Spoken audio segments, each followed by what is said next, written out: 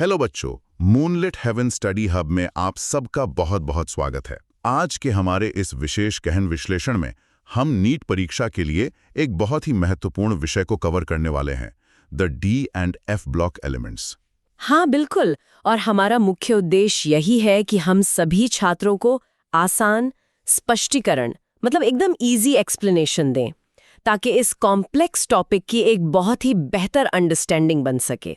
एकदम सही कहा आपने, क्योंकि अक्सर जब हम पीरियोडिक टेबल पढ़ते हैं ना, तो एस और पी ब्लॉक के तत्व बहुत प्रेडिक्टेबल लगते हैं, मतलब बिल्कुल एक साफ सुथरे सीधी हाईवे की तरह। वो अपना इलेक्ट्रॉन आसानी से दे देते हैं या ले लेते हैं, उनके नियम एकदम सीधे होते हैं। वही तो, लेकिन जैसे ही हम पीरियोडिक टेबल के बिल्कुल बीचों बीच पहुंचते हैं, वो सीधा हाईवे अचानक से एक रहस्यमयी भूल भुलैया बन जाता है।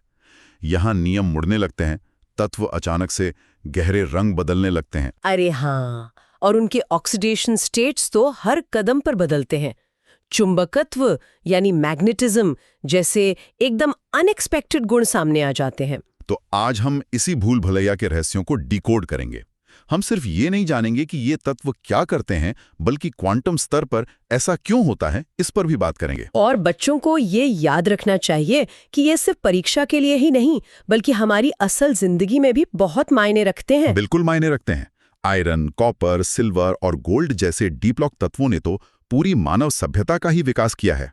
हमारी पूरी इंडस्ट्री इन पर टिकी है। सही बात है। और अगर हम एफ ब्लॉक की बात करें तो थोरियम और यूरेनियम जैसे तत्व आज के समय में परमाणु ऊर्जा के बेहतरीन स्रोत हैं। तो चलिए इस भूल भुलैया के पहले दरवाजे से अंदर चलते हैं। सबसे पहले इनकी बुनियादी पहचान क्लियर करते हैं। पीरियोडिक टेबल में ग्रुप 3 से लेकर 12 तक के तत्वों को डी ब्लॉक या संक्रमण धातुएं यानी ट्रांजिशन मेटल्स कहा जाता है। हाँ, और जो एफ ब्लॉक है उसे पीरियोडिक टेबल के नीचे अलग से 2 कतारों में रखा गया है। उन्हें हम आंतरिक संक्रमण धातुएं या इनर ट्रांजिशन मेटल्स कहते हैं। जिसमें 4F लेंथनॉइड्स और 5F एक्टिनॉइड्स आते हैं ना। एकदम सही। अब अगर हम IUPAC यानी IUPAC की परिभाषा देखें तो वो बहुत ही सटीक है। संक्रमण धातुएं केवल वे हैं जिनके परमाणु या आयन में डी सबशेल अधूरा होता है। अधूरा होता है मतलब उनके डी ऑर्बिटल में 1 से लेकर 9 तक ही इलेक्ट्रॉन होने चाहिए। वो पूरी तरह से भरा हुआ नहीं होना चाहिए। एक मिनट, यहाँ मुझे एक बहुत ही तार्किक सवाल पूछना है। अगर संक्रमण धातुओं के लिए डी सबशेल का अधूरा होना इतना ही जरूरी है, तो फिर जिंक, कैडमियम और मरकरी का क्या? अच्छा, आप ग्रुप 12 की बात करें? हाँ, क्योंकि उनके पास तो D10 कॉन्फ़िगरेशन है, उनका डी ऑर्बिटल तो पूरा भरा है। तो क्या वो तकनीकी रूप से ट्रांजिशन मेटल्स नहीं हैं? ये बहुत ही शानदार सवाल है, और तकनीकी रूप से देखा जाए तो आपका सोचना बिल्कुल सही है। जिंक, कैडमियम और मर्क्यूरी संक्रमण धातुएं नहीं हैं। वाओ, ये तो बहुत बड़ा कैच है। तो फिर इन्हें डी ब्लॉक में क्यों रखा गया है? सदस्य है ना, तो पीरियोडिक टेबल का फ्लो बनाए रखने के लिए इन्हें वहीं रखा जाता है। अच्छा, मतलब ये उसी मोहल्ले में रहते हैं बस। हाँ, और इनकी केमिस्ट्री को हम ट्रांजिशन मेटल्स के साथ ही पढ़ते हैं। हालांकि इनका डी ऑर्बिटल पूरा भरा है, इसलिए ये बाकी धातुओं की तरह रंगीन आयन वगैरह नहीं बनाते। समझ गया। अब जब हम इनकी पहचान जान गए हैं, तो इनके अंदर के इलेक्ट्रॉनों की व्यवस्था यानी इलेक्ट्रॉनिक कॉन्फ़िगरेशन पर बात करते हैं। बिल्कुल। इनका सामान्य फॉर्मूला होता है n-1 d1-10 और ns1-2। हाँ, और यहाँ मुझे एक बहुत ही दिलचस्प एनालॉजी याद आ रही है। मैं इसे एक परफेक्ट बैलेंस डाइट या एक सजी हुई थाली की तरह देखता हूँ। वो कैसे? जैसे हमें आधी भरी हुई या पूरी तरह से भरी हुई थाली पसंद होती है ना, वैसे ही ऑर्बिटल्स भी हाफ फिल्ड यानी D5 या फुल फिल्ड यानी D10 होने पर ज्यादा स्थिर होते हैं। अरे वाह, ये उदाहरण तो बहुत ही बढ़िया है। और यही कारण है कि 3D सीरीज में क्रोमियम और कॉपर अपवाद यानी एक्सेप्शंस बन जाते हैं। हाँ, नियम के हिसाब से तो क्रोमियम का कॉन्फ़िगरेशन 3D4 4s2 होना चाहिए था, लेकिन वो 3D5 4s1 हो जाता है। और वैसे ही कॉपर 3D9 4s2 के बजाय 3D10 4s1 हो जाता है। पर ऐसा होता क्यों है? मतलब ये इलेक्ट्रॉन अपनी जगह बदल क्यों लेते हैं? इसके पीछे मुख्य रूप से 2 कारण हैं। पहला है समरूपता या सिमेट्री। प्रकृति को समरूपता बहुत पसंद है। जब d ऑर्बिटल हाफ फिल्ड होता है तो इलेक्ट्रॉन क्लाउड एकदम समान रूप से फैल जाता है। अच्छा, जिससे उसे ज्यादा स्थिरता मिलती है। बिल्कुल। और दूसरा बड़ा कारण है एक्सचेंज एनर्जी। जब समान ऊर्जा वाले ऑर्बिटल्स में इलेक्ट्रॉन एक ही स्पिन के साथ होते हैं तो वे लगातार अपनी जगह बदलते रहते हैं। जगह बदलते रहते हैं। हाँ, और इस जगह बदलने की प्रक्रिया में जो ऊर्जा बाहर निकलती है उसे एक्सचेंज एनर्जी कहते हैं।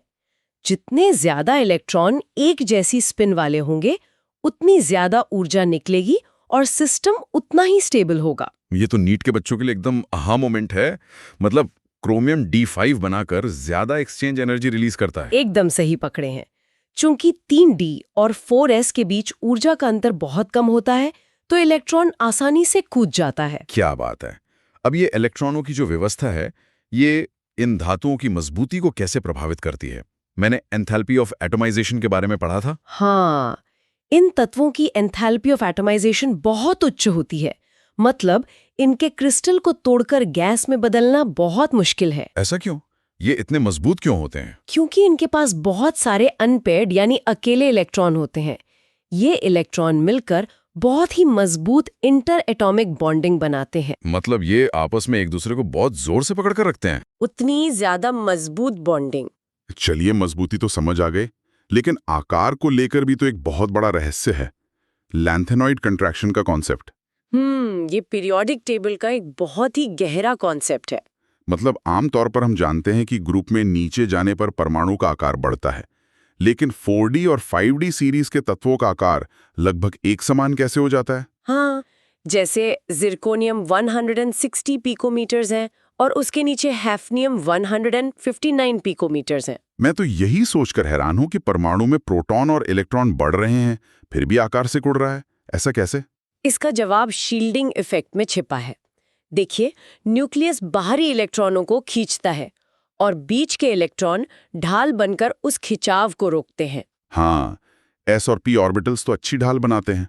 लेकिन 4f इलेक्ट्रॉनों की शील्डिंग बहुत ही खराब होती है। उनका आकार बहुत बिखरा हुआ होता है। अच्छा, तो वो जालीदार स्क्रीन की तरह होते हैं जिनमें बड़े छेद हैं। बिल्कुल। और इसी वजह से 4D और 5D सीरीज के तत्वों के रासायनिक गुण भी इतने समान हो जाते हैं। चलिए, आकार और ऊर्जा के बाद अब इनके रासायनिक प्रतिक्रियाओं पर आते हैं। इनके ऑक्सीडेशन स्टेट्स तो बहुत ही वैरायटी वाले होते हैं। हाँ, ये बहुत सारे ऑक्सीडेशन स्टेट्स दिखाते हैं, जैसे वेनेडियम +2, +3, +4 और +5 सब दिखा सकता है। और दिलचस्प बात यह है कि इनके ऑक्सीडेशन स्टेट्स के बीच सिर्फ एक अंक या यूनिटी का अंतर होता है। सही कहा। और यहाँ भी +2 ऑक्सीडेशन स्टेट की स्थिरता देखने को मिलती है। जैसे D5 होने के कारण मैंगनीज यानी Mn2+ बहुत स्थिर है और D10 होने के कारण Zn2+ स्थिर है। पर जो स्थिर नहीं होते, उनका क्या होता है? मैंने डिस्प्रपोर्शनेशन के बारे में पढ़ा है। वो क्या है?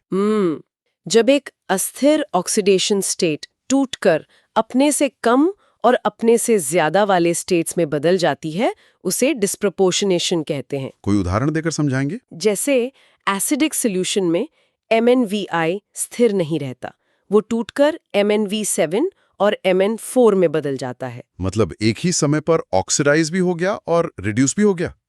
ये तो बहुत ही अमेजिंग प्रॉपर्टी है। हाँ, और प्रॉपर्टीज की बात करें तो इलेक्ट्रोड पोटेंशियल में भी एक बहुत अनोखी बात है। अरे हाँ, मैंने भी पॉइंट आउट किया था कि पहली सीरीज में सिर्फ कॉपर का ही इलेक्ट्रोड पोटेंशियल पॉजिटिव है, +0.34 वोल्ट। बाकी सबका नेगेटिव होता है। बिल्कुल। और इसका कारण थर्मोडायनामिक्स है। कॉपर के लिए एंथैल्पी ऑफ एटमाइजेशन और आयनाइजेशन एंथैल्पी का जो योग है ना, हाँ, वो उसकी हाइड्रेशन एंथैल्पी से संतुलित नहीं हो पाता है। मतलब पानी के अणु उतनी ऊर्जा नहीं दे पाते कि वो कॉपर को आयन में तोड़ सकें। अच्छा, इसीलिए कॉपर जल्दी प्रतिक्रिया नहीं करता। चलिए, अब इनके कुछ दिखने वाले और इंडस्ट्रियल गुणों की बात करते हैं। ये रंगीन आयन क्यों बनाते हैं? इसके पीछे भी अधूरे d ऑर्बिटल्स का ही हाथ है। जब प्रकाश इन पर पड़ता है तो इलेक्ट्रॉन ऊर्जा सोखकर ऊंचे ऊर्जा स्तर पर कूद जाते हैं। और जो रंग वो सोखते हैं उसका विपरीत रंग हमें दिखाई देता है। जैसे Ti3+ पर्पल होता है और Cu2+ ब्लू होता है। एकदम सही। और इसीलिए Zn2+ रंगहीन होता है, क्योंकि उसका d ऑर्बिटल पूरा भरा है। इलेक्ट्रॉन के कूदने के लिए जगह ही नहीं है। बेहतरीन। और ये कैटलिस्ट या उत्प्रेरक के रूप में भी बहुत इस्तेमाल होते हैं ना? हाँ, क्योंकि ये कई ऑक्सीडेशन स्टेट्स अपना सकते हैं और आसानी से कॉम्प्लेक्स बना सकते हैं। जैसे कॉन्टैक्ट प्रोसेस में वेनेडियम पेंटॉक्साइड यानी V2O5 का इस्तेमाल होता है और हैबर प्रोसेस में आयरन का। बिल्कुल। अब इंटरस्टिशियल कंपाउंड्स पर आते हैं। इसे मैं अपनी पुरानी रेत वाली एनालॉजी से समझाता हूँ। मान लीजिए कंचों से भरे एक जार में आप थोड़ी रेत डाल दें। रेत बीच की खाली जगह भर देती है, जिससे पूरा जार और भी ज्यादा ठोस और मजबूत हो जाता है। बहुत खूब।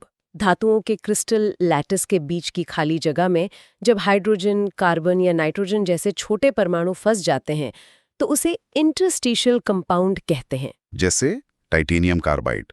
इसीलिए ये इतने कठोर होते हैं और इनका मेल्टिंग पॉइंट भी बहुत ज्यादा होता है। और मजे की बात यह है कि इन धातुओं का आकार लगभग समान होता है, 15% के अंतर के भीतर। अच्छा, तो इसी वजह से ये आसानी से एक दूसरे में मिक्स होकर अलॉय बना लेते हैं। बिल्कुल। पीतल, कांसा और स्टेनलेस स्टील इसी की देन है। चलिए, पीरियोडिक टेबल के मध्य भाग को तो हमने गहराई से समझ लिया। अब सबसे निचले हिस्से यानी F ब्लॉक की ओर चलते हैं। हाँ, जहाँ लैंथेनॉइड्स और एक्टिनॉइड्स की दुनिया है। तो लैंथेनॉइड्स और एक्टिनॉइड्स में मुख्य अंतर क्या है? देखिए, लैंथेनॉइड्स आमतौर पर +3 ऑक्सीडेशन स्टेट दिखाते हैं, वो थोड़े प्रिडिक्टेबल होते हैं। लेकिन एक्टिनॉइड्स अत्यधिक प्रतिक्रियाशील और रेडियोधर्मी होते हैं। और उनके ऑक्सीडेशन स्टेट्स की वैरायटी भी बहुत ज्यादा होती है ना? हाँ, क्योंकि एक्टिनॉइड्स में 5F, 6D और 7S लेवल्स की ऊर्जा लगभग समान होती है, तो इलेक्ट्रॉन आसानी से बॉन्डिंग में हिस्सा ले लेते हैं। एक चीज और, लैंथेनॉइड्स में तो 4F इलेक्ट्रॉन अंदर दबे होते हैं। क्या एक्टिनॉइड्स में 5F के साथ भी ऐसा होता है? नहीं, यही तो अहम पॉइंट है। 5F इलेक्ट्रॉन्स 4F की तरह गहराई में दबे नहीं होते, वे बाहर की तरफ ज्यादा होते हैं, इसलिए बॉन्डिंग में ज्यादा हिस्सा लेते हैं। अच्छा, और क्या इनकी शील्डिंग 4F से भी खराब होती है? बिल्कुल।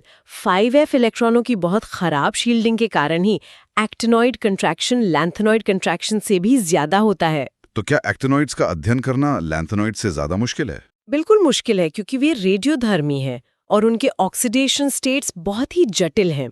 वे लगातार टूटते रहते हैं। वाह, तो आज हमने बहुत कुछ कवर किया। क्रोमियम और कॉपर के अपवाद वाले इलेक्ट्रॉनिक कॉन्फ़िगरेशन, लैंथेनॉइड कंट्रैक्शन का गहरा असर, और संक्रमण धातुओं के कैटालिटिक तथा रंगीन गुण। बच्चों, आपको याद रखना चाहिए कि ये कॉन्सेप्ट्स इनऑर्गेनिक केमिस्ट्री का आधार हैं।